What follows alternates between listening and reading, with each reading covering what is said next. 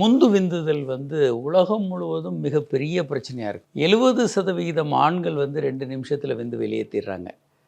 அது அவங்க திருமண உறவை திருப்தி இல்லாத ஒரு உறவாக மாற்றிடுது.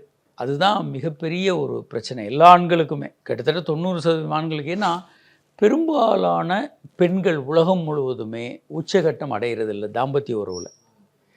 செக்ஸில் ஈடுபடுறாங்க, விந்து வருது, ஸோ செக்ஸ் முடிஞ்சிருதா, ஆண்களுக்கு செக்ஸ் முடிஞ்சிருது, அதோடு நிறுத்திடுறாங்க.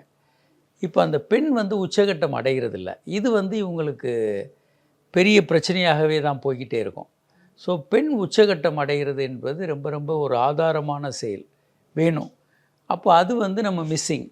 அப்போது விந்து முந்துதல்ன்ற பிரச்சனை வந்துடும். அது விந்து முந்துதலாக தான் வரும். ஆனால் அப்படி அதை எடுத்துக்க வேண்டியதில்லை. இவருக்கு விந்து வந்துட்டால் கூட அவரை தூண்டி மனைவி உச்சகட்டம் அடைகிற வரைக்கும் தொடர்ந்து தூண்டினார்னா அங்கே விந்து முந்துதலில் எவருக்கும் உச்சகட்டம் வந்துடுது, மனைவிக்கும் உச்சகட்டம் வந்துடுது.